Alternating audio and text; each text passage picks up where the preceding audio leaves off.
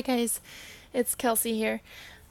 My research for this week was about John Haiti and his research.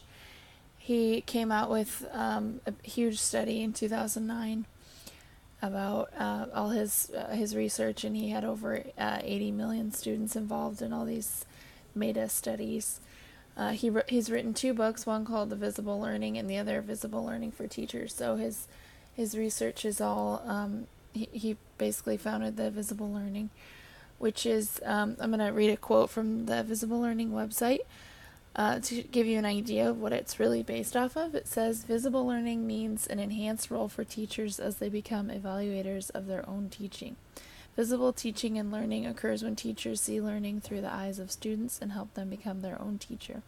So that last sentence really emphasizes what visible learning is all about, is helping students helping them evaluate themselves, and that's really, all these things that we kind of consider to be important, like class size and the different methods that we use. He basically in his research comes out and says that none of that really matters compared to helping students evaluate themselves. But he does have a list of over 100 and some ways that things that influence student achievement. And I'm going to read off the top 10 because these are the most important. In his research, the number one was student self-reported grades. So what this means is that it encourages you to have students kind of grade themselves, and then you know what they expect from themselves. And a lot of times we'll only reach what we expect of ourselves. So this kind of gives you an idea where your student thinks they're going to be, so that you can kind of encourage them to go a step further and reach even bigger achievement. The second was excuse me if I pronounce this wrong, the Pagettian programs based off of Jean Paget's theory of cognitive development. That includes all the different stages: the sensitomotor stage, the pre-operational stage, concrete operational stage, and the formal operational stage. Basically meaning that when the students meet these stages in development, they're more likely to achieve. The third was response to intervention. So, of course, how we respond to that. Early intervention is really important, getting on top of that.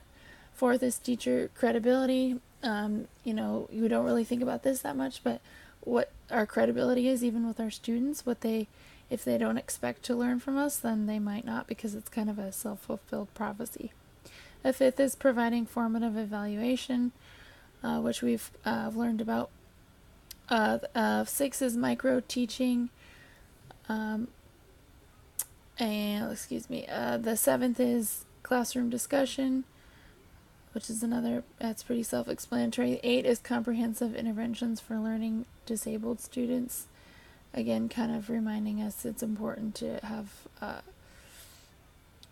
get on top of the intervention for students that are struggling or have disabled. Number 9 is teacher clarity. Really need to work on our clarity. And 10 is feedback. So that feedback is, the way that we respond to our students and let them know where they are. So a lot of his research is a little bit controversial because, some of the things that we would consider to be important, like class size, he kind of says that's not really that important. And some of his critics kind of think that his findings are a little bit political. Like he claims that teacher pay is important, but in his studies it doesn't really back that up. He has some interesting facts. He says that going back on the feedback, 90% of feedback a student gets is from other students, and 80 isn't good. And in some of his videos, he talks about how we tend to focus on another statistic, is that 90% of the feedback a student gets is, I already read that. 40 to 50% of everything that is taught is already known by the students, and 70% of what happens in the classroom the teacher doesn't know or see. So he says that we need to focus on what we don't see. And he references some teachers that have cameras and such on the students, or they recorded some students throughout the day and then went back and listened to it, because how the students interact with each other is really crucial. So if we know what's going on, then we can address it and we can help them getting back to that self-evaluator. So help them become self-evaluators. All right. Thanks, guys.